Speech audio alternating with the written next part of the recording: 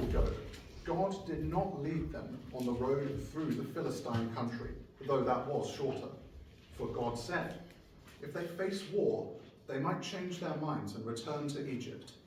So God led the people around by the desert road towards the Red Sea. The Israelites went up out of Egypt, armed for battle. Moses took the bones of Joseph with him, because Joseph had made the sons of Israel swear an oath. He had said, God will surely come to your aid, and then you must carry my bones up with you from this place. After leaving Succoth, they camped at Etam on the edge of the desert. By day, the Lord went ahead of them in a pillar of cloud to guide them on their way, and by night in a pillar of fire to give them light, so that they could travel by day or night. Neither the pillar of cloud by day nor the pillar of fire by night left its place in front of the people.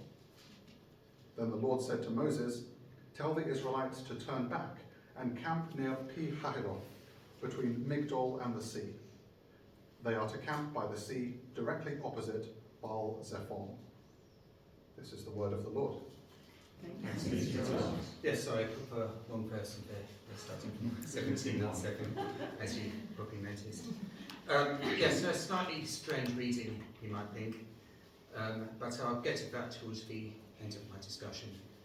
So first of all, I ought to offer a quick prayer. So Lord, as we look back at the time when you led your people out of bondage in Israel, Lord, help us to remember that you've also led us out of bondage to sin and doubt. And Lord, we pray that you can refresh us through all we do, so that we can be cleansed and restored in your name. And Lord, we pray that everything I say today might be to your glory, and we pray that you would help us to look over, think over, and give you glory and praise for in everything. In your name we pray this, Lord. Amen. Amen. So today I'm going to discuss the Exodus, and it's a crucial part of our Bible. It prepares the way for Jesus, it provides the background which the New Testament assumes and builds on.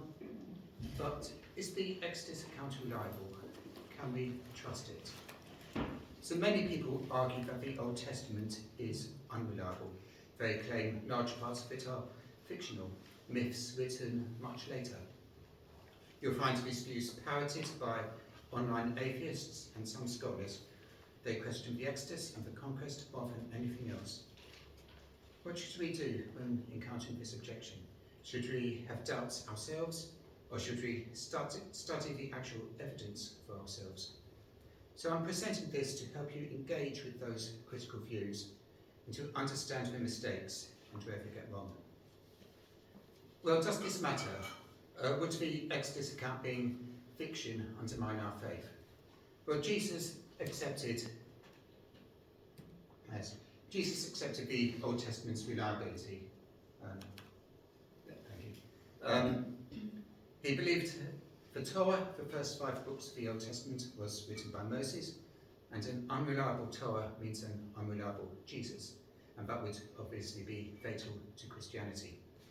And conversely, of course, a reliable Jesus means that we should regard the Exodus as reliable, and that should be our main reason for believing the account.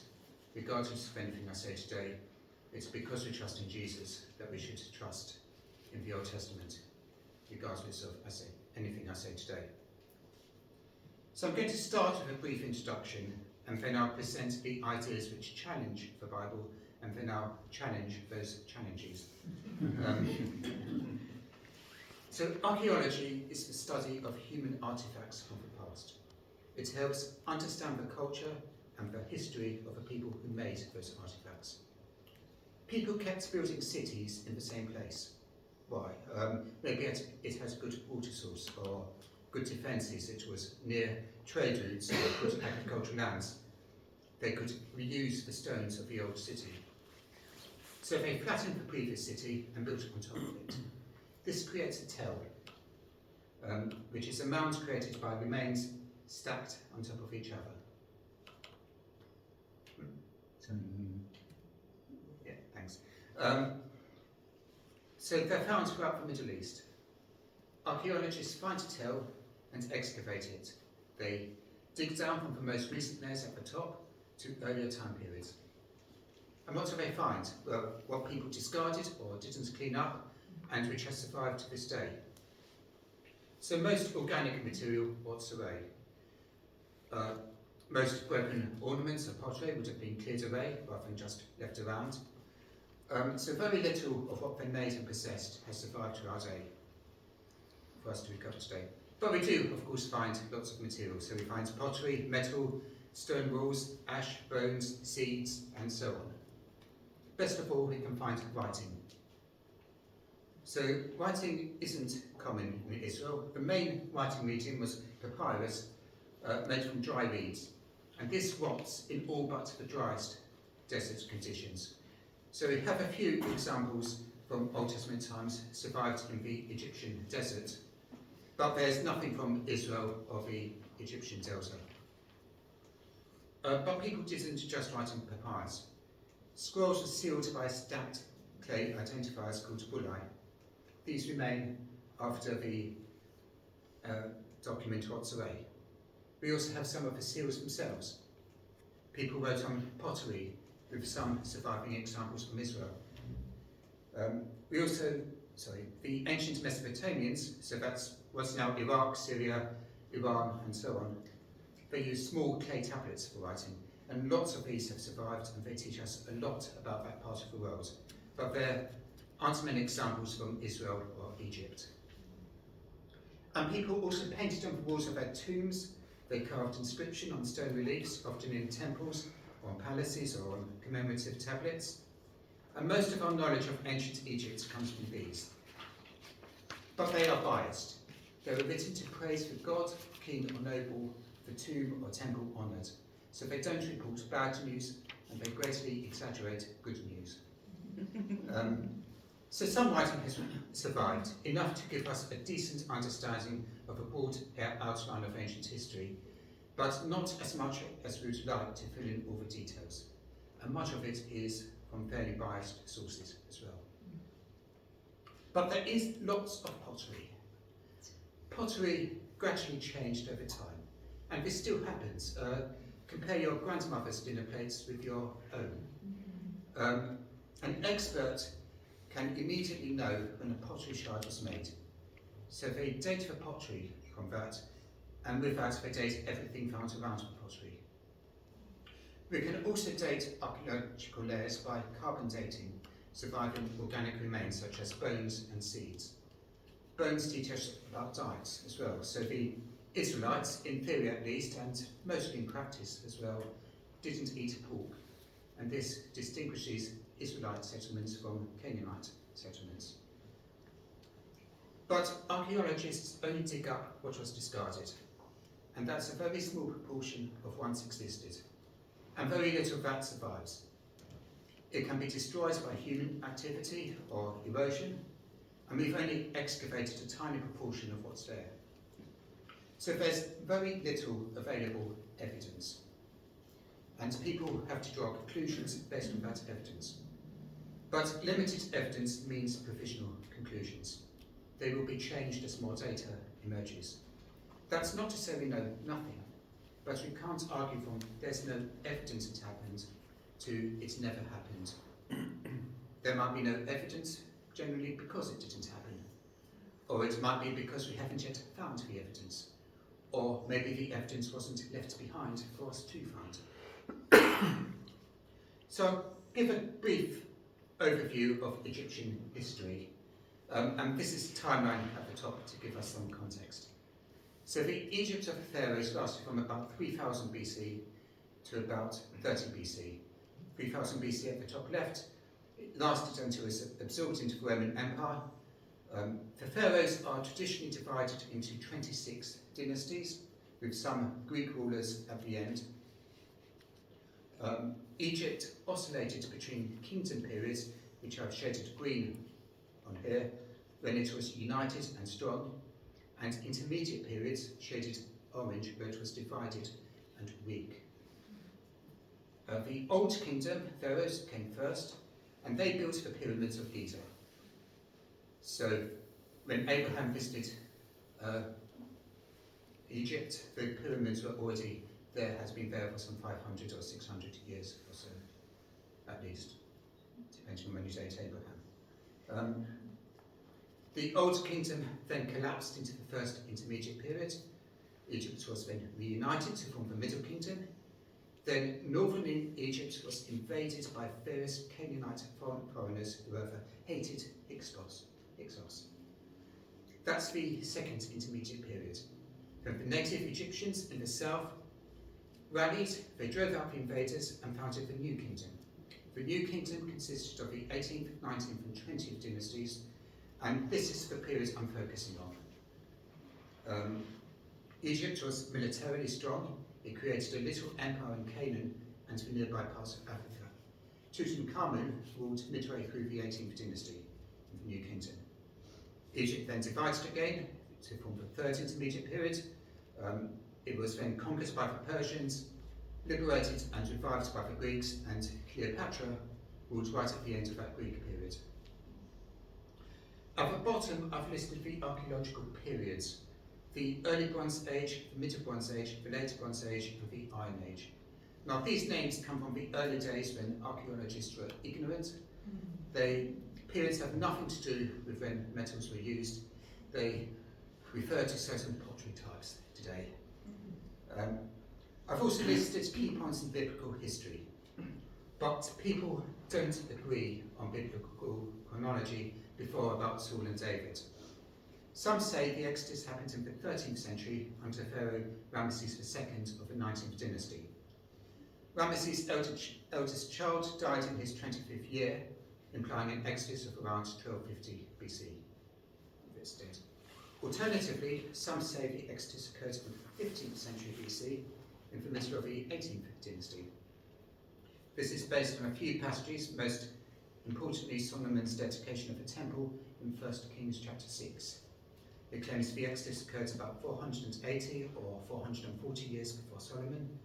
Add that to the known date of Solomon, and you reach the mid to late 15th century. So this is around the time of Pharaoh Thutmose III, Amenhotep II, or Thutmose IV. And Amenhotep II is usually preferred for historical reasons out of these by advocates of this date. So why are there two views? Well, it's because there isn't sufficient evidence to rule either of them out. As if there wasn't much evidence, there isn't much evidence. So both positions have advantages and disadvantages. Will we get that evidence? Well, maybe. I'm keeping a close eye on excavations at Shiloh and Jericho, which look interesting. But for this talk, I'm going to remain neutral. So Moses dates from the late Bronze Age, Egypt's New Kingdom. Sorry, Richard, next slide. Oh, sorry, that's the pharaohs. And the next slide again. Thank you. Moses dates from the late Bronze Age, that's Egypt's New Kingdom.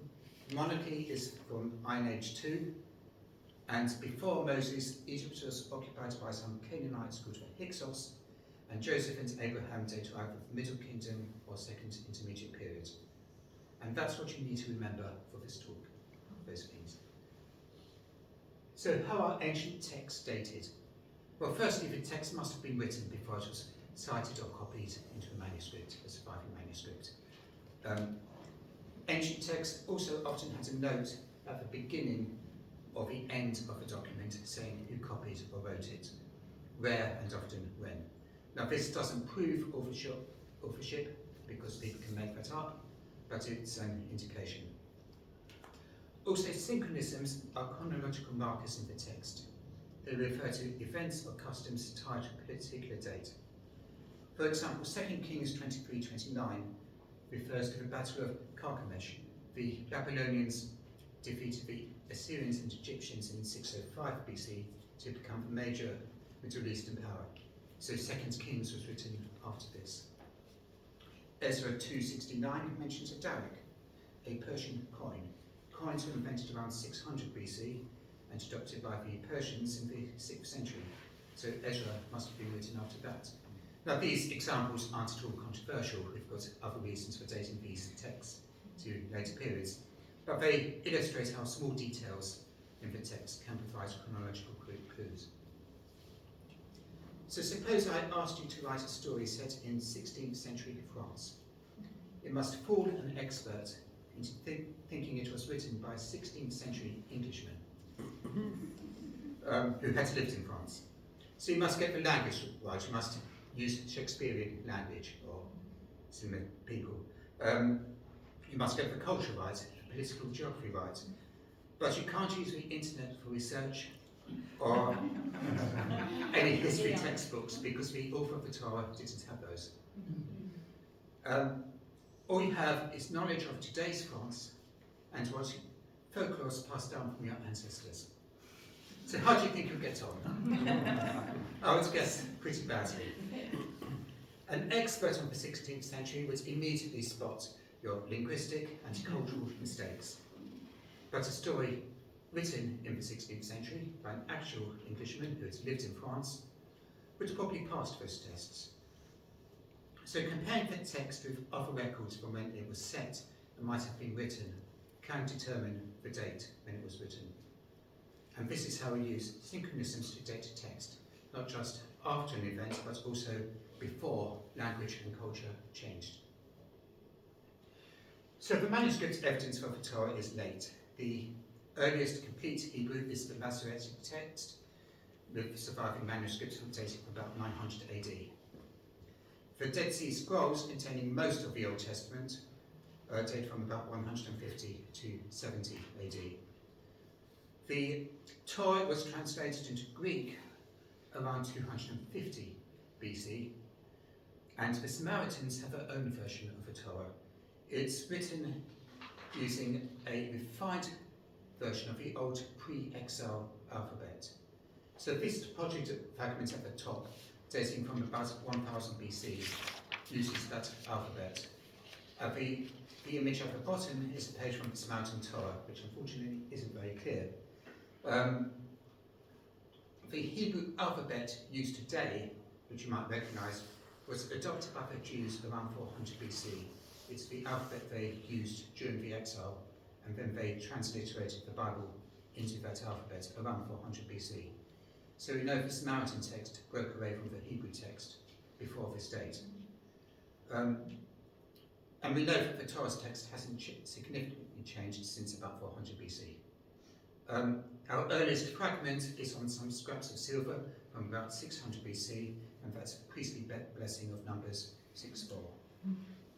But this is still a long time after Moses, so it leaves plenty of room for people to invent elaborate theories about when it was written without any hard manuscript evidence to test those theories. So traditionally Moses wrote the Torah, apart from the framing narrative in Deuteronomy. Is our Bible exactly what he wrote? Was it edited as it was copied? So consider Genesis 36:31. It mentions the Israelite kings. So it must have been written after Samuel's time. And there are also other examples. So even if the first edition was written by Moses, there might well have been some edits, inserts or updates over the centuries. But aside from these and other anachronisms, we can't prove when it was written from the text. And that means there's lots of scope to doubt the text. But critics don't think Moses wrote it at all. Their views are developed from the documentary hypothesis formulated between the 17th to the 19th centuries. And this proposes our text was compiled from 4 different sources, J, E, D and P, which were then put together by a redactor called R. The supporters of this model disagree on the finer details, how precisely to date these sources, how precisely to divide the text, but they all support the basic picture. So they suggest that the individual sources can be identified by picking apart the final text, and they can identify dates when each source was written. And these are intertwined. Historical and geographic clues can help identify the sources. So you construct a picture of Israelite society, its historical development. This is constructed, it's not really based on anything, you just assume it. You assume a source was written to address the problems of that society at the time you've just invented that those problems existed. And these clues then distinguish the source itself and tell you when it was written, allegedly. So is this convincing? Well, it certainly convinced a lot of people, but its reconstruction of society is speculative. It underutilises the actual data of the prophets. People don't only write about their contemporary concerns, and people in other times had the same concerns, and there isn't really any hard evidence to support it beyond the claim that the model is self-consistent. So why do you deny Moses' authorship? Well, critics raised various objections. So initially they said that writing postdates Moses, and this was a big motivation of Wellhausen, who first came up with this idea. Initially they claimed that religion gradually developed, and the Torah's sophisticated religion is far too late, and a long that process for Moses.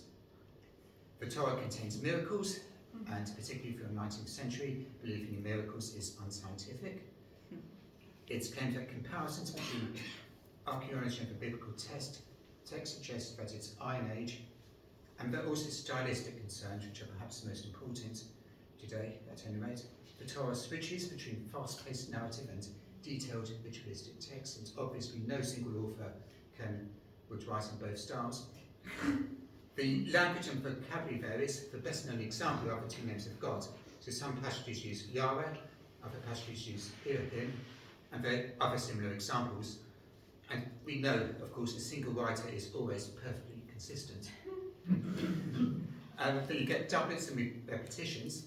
So the same story is repeated with minor differences. So, for example, we've got 3 examples, which Richard's about to show us, of either Abraham or Isaac pretending that their wife was their sister. And obviously writers never repeat themselves. And you've also got geographical considerations. So some stories praise the northern tribes. Richard, again, couple of slides. Next one. So some stories praise the northern tribes, other favour the southern tribes of Judah, Simeon, Levi and Reuben. Here's one example of that claim by a prominent supporter of this theory. And also the linguistic markers of each source frequently occur together. So I'm just introducing the idea now. I'll critique these points in a little while. Now, the documentary hypothesis dominated 20th century scholarship. Almost all scholars accepted the basic idea, despite disputing finer details. And many people today still accept it, but many don't. So the four-source deconstruction doesn't always work. It has problems. The linguistic identifiers for different sources appear in sections assigned to a different source. Early on, people thought that they would eventually figure those problems out. Now they're starting to give up. And their solution is just to divide the text even further to try to resolve those problems. But others reject the documentary hypothesis entirely, believing the evidence shows the Torah was written by a single author in the late Bronze Age, with at most a few minor edits, such as those I mentioned earlier, as it was copied. Well, why is it important when the account was written? If it was an Iron Age account, then there's a big gap between when it was written and the events it describes, and it's easy for the author to make mistakes. But if it was written in the late Bronze Age, it would need to be accepted by people who had first-hand knowledge of whether it was accurate, so it's far more likely to be a true account. Now, the four-source hypothesis was completed in the mid-19th century, before archaeological excavations, before ancient Egyptian was deciphered, before the Mesopotamian texts were found. They couldn't read Hittite. They didn't even know the Hittite Empire existed. All they knew were classical historians and the Bible. So they assumed the ancient texts followed the rules of 19th century literary criticism. And this is obviously problematic. So let's look at their arguments. In the ancient Near East, writing was invented about 3000 BC in southern Iraq. It was started as a simple picture language which evolved into cuneiform in Mesopotamia and hieroglyphics into Egypt. Our alphabet, using symbols for each sound, evolved from the Proto-Semitic alphabet, first witnessed about 1800 BC.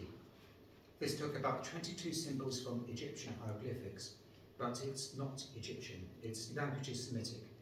That's the language family, which includes Moabite, Canaanite, the Aramaic and Phoenician languages, and Hebrew. We don't know precisely which language, as there aren't many surviving examples of the script, and they contain word roots which are common between all these related languages. But it was invented by Semites living in Middle Kingdom Egypt. It gradually evolved into Proto-Canaanite, then Aramaic, early Hebrew, Phoenician Greek, and finally our own Latin alphabet. So Moses certainly would have been able to write. The writing was invented over 1,000 years before him, and the alphabet had been around for 400 or 600 years, depending on when you date Moses. They also say Hebrew religion was too sophisticated for Moses' time, and this is based on an incorrect theory of religious development. Hebrew religious practice matches a later context. The only novelty is its monotheism, and that's not even a complete novelty, because there's an Egyptian pharaoh, Akhenaten, who is either just before or just after Moses, depending again on when you date him, who did abandon the Egyptian gods and basically set up Aten as sort of a chief god over all of them, and basically absorbed all the other gods into him. Fairly monotheistic anyway. Stylistic concerns were single authors weren't particularly consistent in their style. Ancient documents frequently contained doublets, repetitions, and so on. Gods had multiple names which would all appear on a single inscription. This is just one example. Sorry, Richard, if you sound once again. This is just one example of many where you've got the same gods appearing under two names in a single sentence. Well, don't all the same stylistic features that all appear in their own source? But what you expect, you cut the text down verse by verse based on style and vocabulary, and obviously the resulting documents will be stylistically consistent. Sometimes these cuts produce a coherent story, and at other times they don't. Dividing the document also destroys original stylistic features. The flood stories at Kaizen, that's an ABCBA structure which was beloved in the ancient world. Various statements lead up to the world's destruction, and parallel statements describe its recreation. You can look at it yourself. It pivots around God remembering Noah in Genesis 8:1.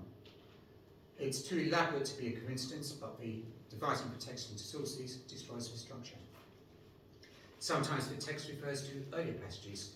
So the passage I've got here in Exodus 3 refers to many of the same words and concepts contained in the earlier passage in Exodus 2. Too many to be a coincidence. It's a reference by the author to something he wrote a little bit earlier. It's a bit problematic though if you assign both these passages to different sources. Philosophical arguments suggesting that God who sustains everything in the universe can't perform miracles are easily disproven. There are no examples of redactors splicing up text like this. Kenneth Kitchen, a leading Egyptologist, has made this point vigorously. Has archaeology disproved the Exodus? Well, ancient Near Eastern archaeology has taught us a lot, but there's still far more waiting to be discovered. They claim the Exodus or presence of Egypt isn't mentioned in Egyptian sources. I'll discuss that claim in a little while. But it's based on evidence being absent. So when there's very little surviving evidence, it's unsurprising that some events aren't recorded. Does an absence of evidence mean it was never there, or that it was destroyed by erosion or human activity, or that we simply haven't dug in the right place to find it? For example, it's often claimed there's no evidence of the Israelites in Sinai, but nomadic populations don't leave much behind. They don't leave it behind in tells. The harsh, devastating environment wears down pottery and bones, and there have been few major excavations in the Sinai. So we don't really expect to find anything of them. Does archaeology undermine the biblical text? Well, back in the late 80s or early 90s, that was certainly the mainstream view. It's still held by many people today, but we have new data.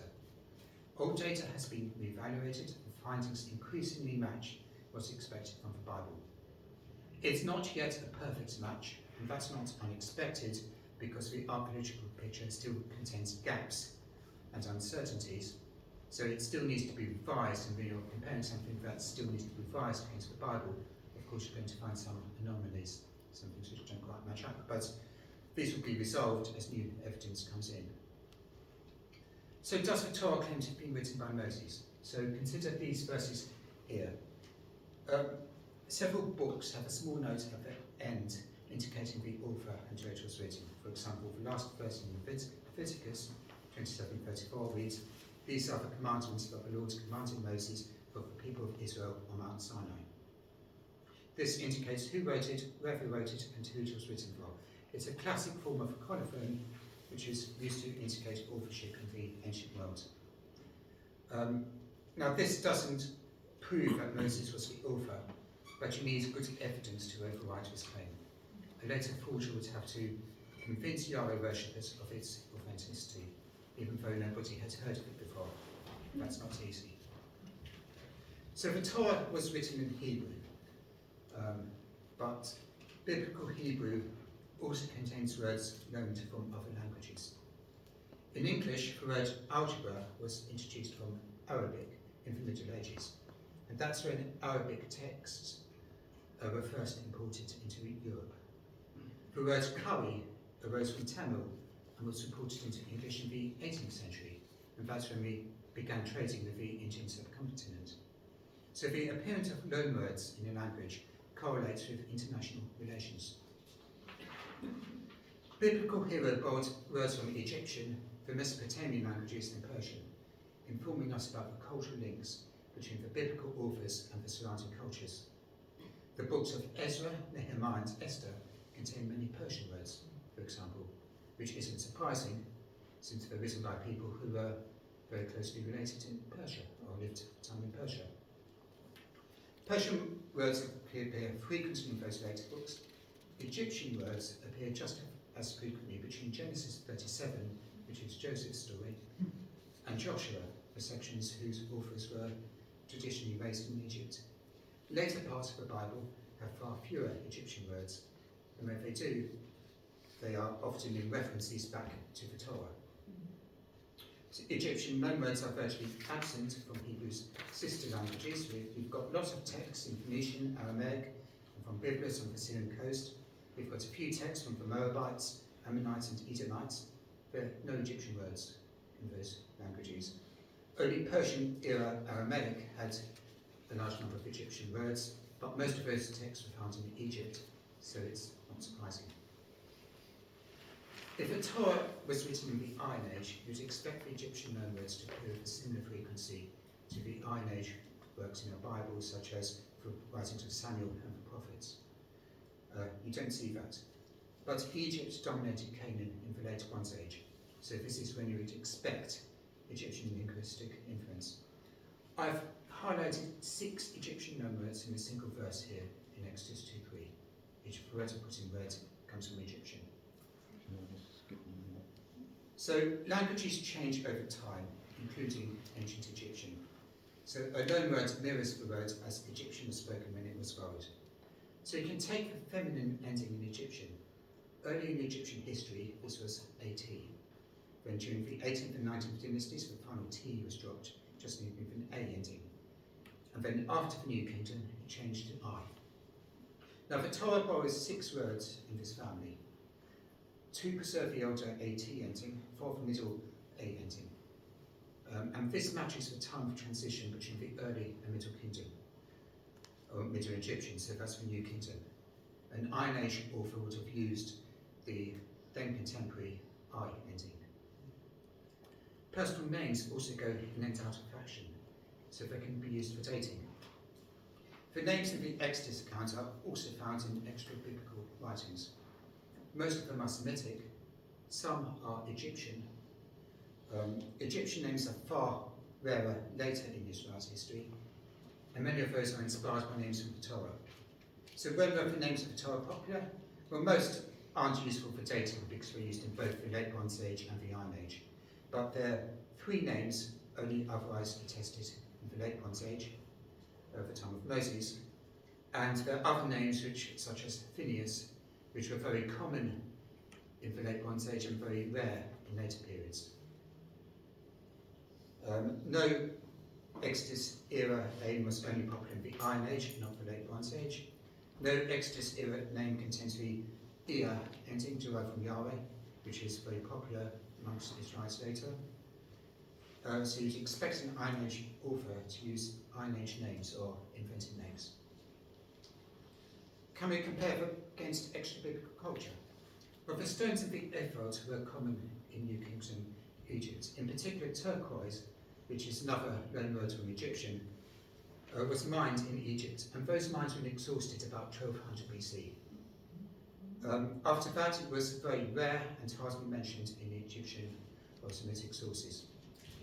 The Ark of the Covenant and tabernacle furnishings were manufactured using methods practiced in the New Kingdom Egypt, but not other places or times. So the Ark of the Covenant resembles New Kingdom reliquaries, both in its design and how it was plated with gold. The priest's garments and ritual objects mirror those used by New Kingdom Egyptians. New Kingdom tomb paintings show bricks being made, as described in the book of Exodus. Also, if you go back, sorry, Richard. Not quite, that's previous, what's discussed a moment ago. Next slide. And next thing on this slide, that's the bricks. And then Joseph's awards and titles match how Egyptian officials were honoured in the Middle and New Kingdom later.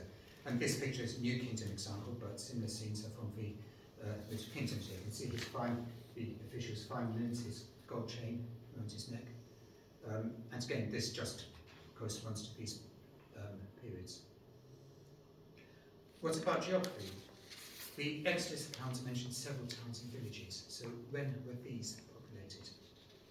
There are two roads leaving ancient Egypt. The northern road follows a branch of the Nile and then along the Mediterranean coast. This was heavily fortified by the New Kingdom Egyptians. Alternatively, you go through the Wadi Tumilat Valley. I've put a modern map on the left, and the Wadi Tumilat is a small area of green in the centre. Pithom, or Pi Atom, a city built by the Israelites, is at the valley centre. There are several marshy lakes along the Suez Isthmus, now absorbed into the Suez Canal. The Hebrew term Yam Suf, a sea of reeds, which is often mistranslated as Red Sea, is derived from the Egyptian name of these lakes. The Wadi Tumilat emerges nearby. The Middle and New Kingdom Egyptians also built canals in the area. There's one through the Wadi Tumilat, which connected the lakes with the Nile, and there was a second which was along the Suez Isthmus, possibly for defensive purposes. Now, these sealed up again after the New Kingdom. They were rebuilt by the Persians and then sealed up again. So an Iron Age author wouldn't have known they existed. The map on the left, right, sorry, it's not very good, but it's the best I could find of these. This shaded area in the north is marshlands by the Mediterranean. The map extends about halfway down the Suez Isthmus and comes out about by the Wadi Tumilat, and the brown line shows the northern section of this canal. The Israelites escaping Egypt would have needed to either cross this canal or one of the lakes of the Yam Suf. They couldn't just go around. So an Iron Age author wouldn't have known that. What about the places mentioned in the Exodus accounts, which Matt read to us earlier?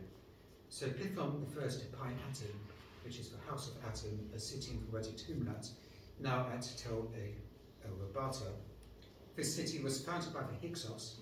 It was abandoned midway through the 18th dynasty, and then re-established and rebuilt in the 19th dynasty. Other towns and cities in the Wadi Tumilat were also abandoned in the mid-18th dynasty, at roughly the same time as Tel El Rabata. Ramesses, that's easy, that refers to Pi Ramesses, the house of Ramesses, near the modern village of Krantir, and this was Ramesses II's capital. It was established in the 19th dynasty and abandoned later in the 20th dynasty. It expanded into the site of a former Hyksos capital, Avaris at Tel Daba. Now, Avaris outlasted the Hyksos and was fully abandoned in the mid-18th dynasty. Succoth is the Egyptian name for the Wadi Tumilat. Etham might be an alternative spelling of Pi Atom. Pi-Hahiroth was a village at the end of the Reddit Inlet. It's mentioned in the 19th dynasty Papyrus Anastasi, which describes the routes coming from Sinai back into Egypt. Several places on that route, but Pi-Hahiroth is one of them. Mizgol means fortress, and Egyptian texts mention a notable Mizgol of Seti I, who was Ramses II's father in this area. There are also various 18th dynasty fortresses around here. Baal Zephon means Baal of the North. That's a Canaanite deity identified with the Egyptian god Seth, and the Hyksos were predominantly Baal worshippers. Baal Zephon is mentioned in the 19th dynasty Papyrus Samuel IV, so again from the same time period, and Exodus refers to a place associated with that god. And as mentioned, the Yam Suf was the Egyptian name for lakes in the area. So these all match New Kingdom Egypt. In particular, Pi-Ramses and the area around Mizgol and Pi-Hahiroth were abandoned at the end of the New Kingdom. Pi-Atim was only re-established as a nearby site during the late period. Would an Iron Age 2 author know about all these places? So here's the list of unclean animals in Leviticus and Deuteronomy. All these animals are native to Egypt or Sinai. Some aren't found in Israel, and so the list was compiled for people who are more familiar with the animal life of Egypt and Sinai than Israel. What about archaeology? Critics say there's no evidence of Israel's presence in or departure from Egypt. The first undisputed mention of Israel in Egyptian records is on the 19th dynasty Stela, when Israel was in Canaan. Now, it's true no surviving Egyptian records from Moses' time mention the Israelites or Moses. Some Greek-era Egyptian historians mention Moses in confused accounts of the Exodus, but these are 1,000 years after the event, so they're a rather dubious source. They did, however, access the Egyptian court records, which we don't have, because those court records were written on papyrus, which has long since rotted away. Hardly any writing has survived from the Egyptian Delta. Surviving Egyptian writing in the desert is mostly temple or tomb inscriptions, and their purpose was to praise the gods, pharaoh, or nobles of Egypt. The Exodus was a disaster for Egypt and its gods, so it's not something we mention when praising those gods. So we shouldn't expect it to be mentioned in those surviving records. But surely the Egyptian records mention Israelite slaves, or Israelites as slaves, and that's another common criticism. Now, the Egyptians reviewed everybody else as barbarians. Everybody from Canaan was labelled as an Asiatic, or words translated Asiatic, including the Israelites. And in Genesis and Exodus, no Egyptian names Israel until the last three plagues, and Pharaoh responds to Moses. They always say Hebrews. So we shouldn't be looking for the word Israel. We should be looking for either Asiatic or Hebrew. Now, there's a people group mentioned in ancient texts starting from the 21st century BC down to the end of the Late Bronze Age. They're called Habiru. They were barbarians. They didn't respect the rules of civilized society. The Akkadian word Habiru is equivalent to the Hebrew word Hebrew. And were there Habiru in New Kingdom Egypt? Yes, there were. There are a few surviving examples reported from there. A late 13th dynasty papyrus fragment named slaves in an Egyptian household. This includes feminine forms of the biblical names of Shipra, Minham, and the tribal names of Asher and Issachar. We can't prove these were Israelites, but it's suggestive. Several 14th dynasty pharaohs, that's early second intermediate periods before the Hyksos pharaohs, had Semitic names, suggesting a strong Semitic influence in Egypt at that time. Were there Asiatics in Egypt from Joseph's time until the Exodus? Our focus remains near Tel Lodaba and Krantir. Why? Because these are Pi-Ramses, the centre of the Israelite presence in Egypt. This map covers two ancient cities. Ava's Tel Lodaba was the capital of the Hyksos 15th dynasty. It's south of the main river channel. The palace was between the main city and the river. An important temple to Seth or Baal was in the main settlement. Avaris was mainly occupied by Semites, originally from Canaan. maybe Israelites, maybe others with a similar culture. We can easily distinguish Canaanite from Egyptian culture, but not between the different Canaanite groups, and this was before the Israelites stopped eating pork. So there are no main distinguishing marks. The second city is Pi-Ramesses, the capital of the 19th and 20th dynasties, which was established about 300 years after the Hyksos. And the palace area was located in the north, but the city suburbs spread across where Avaris once stood. So there's an alternate ancient Egyptian village to the northwest. So when did the Semites arrive and when did they leave? This chart comes from the excavation report for Tonadaba. I've annotated it, I've coloured it in to make the key features more visible. I've coloured in when the city was occupied. It's blank when it was abandoned, or the evidence is damaged to be too damaged to be sure. The timeline runs from the 11th dynasty at the bottom to the 19th dynasty at the top. I should say I've put some dates in here, but we don't know them precisely. They're accurate to within a few decades probably, but certainly not more than that. The leftmost column, it's coloured green and yellow, shows the Egyptian dynasty starting from the 11th dynasty and going up to the 19th. So that's nothing to do with when the site was occupied, it's just showing who was in charge at the time. The next column to the left shows the occupation of the Egyptian village that I mentioned, starting from the 12th dynasty. And the remaining columns show Avaris itself, with the palace district, the column most to the right. So the chart doesn't show the Temple of Baal, which was continued to be used into the 19th dynasty with a small Semitic population serving it. Egyptian records mention this temple as existing, but again, it's in a part of the site which was damaged. The later periods aren't clearly visible, so it's not on the chart. But we do know most of the city was abandoned with the expulsion of the Hyksos, but a Semitic population remained near the old Hyksos palace until the reign of Amenhotep II. So how does this compare with the biblical history? Well, the 18th dynasty Exodus theory, which is derived from the Bible's chronology, not from this data, and the known dates of Solomon, dates Joseph to around 1850 BC, and the Moses to somewhere around 1400 to 1450 BC. The Semitic population for Wadi Tumnat, which I mentioned, also disappeared around the time of Thutmose III or Amenhotep II. The 19th dynasty Exodus theory, which is based on Pi-Ramesses being named as the departure point of the Exodus, has Joseph's family joining an existing community around 1650 BC, probably under the Hyksos, with Moses around the time of Ramses II right at the top of this chart. And as I said, the Temple of Baal, there's a small community of Semites which continued up until that time, serving this Temple of Baal. So in either case, Semites lived in Ramesses and Sukkot from the time of Joseph to the time of Moses, and they left. There's evidence of the Semites leaving, whichever Exodus date you prefer. So there's evidence of a Semitic population of Ramesses and Pi-Atim from the time of Joseph to Moses. Evidence that at least some of these Semites were slaves.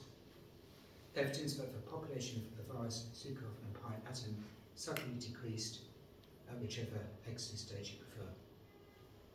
And this doesn't prove the Exodus occurred, but it's all the evidence we can reasonably expect if it did happen. So saying the archaeological evidence is inconsistent with the Exodus account is incorrect as well. Now there's lots more I could say concerning the Exodus. I've left out a lot of details, more details, all basically saying that the account was written in the late Bronze Age, time of the New Kingdom, time of Moses. And I haven't started discussing Abraham, Isaac, Jacob, or the conquest, or the Joshua, Judges period, or monarchy period, and so on. But even this bit I've shared answered the claims that the Torah wasn't written by Moses. So I've discussed the arguments for a late and multiple source writing of the Torah aren't very strong. Whoever wrote the Torah knew Middle Egyptian. They were very familiar with New Kingdom Egyptian culture and geography. They were very familiar with Egyptian and Sinai fauna, and it's consistent with the archaeological records from Egypt, which is as you would expect if Moses wrote the Torah, and as you would not expect if it was written 600 years later in a different country. So neither the old documented hypothesis or its modern replacements are possible in the light of this evidence from Egypt. Now, this doesn't prove that the Torah was written by Moses, or it doesn't prove that it's an accurate record, but you can't do that using archaeology. But it does prove that, aside from possibly a few later edits, it was written by someone who lived at the time of Moses, the place of Moses, was educated like Moses in both Egyptian and Hebrew tradition, and who claimed to be Moses. Which is much more than the evidence used to suggest it's a work of Iron Age fiction. Okay, so thank you.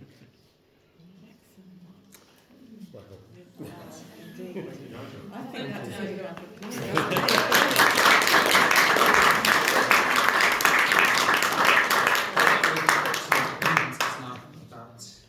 We've just gone half past it. Maybe 2 or 3.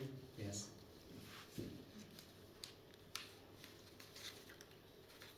How much of what you show us on screen can we actually see in the British Museum? Oh, that's a good question. I don't think much of it is actually in the British Museum. I showed earlier on a cuneiform tablet, which is one of the Amana letters, which I actually found in Egypt. And some of those in the British Museum. I think the papyrus I showed was a papyrus Anastasi, which I think is British Museum. In the British Museum, you've obviously also got massive statues of Ramesses II and Amenhotep II in the British Museum. Most of this data that I've shown is from the archaeological reports, and you'll find it mostly in Egypt or Israel. It's mostly been just uncovered fairly recently, in the last 20 years or so, before really be looted for ancient worlds and took everything to London. Yes. Yes. How accurate do you think the numbers are of people groups in Exodus?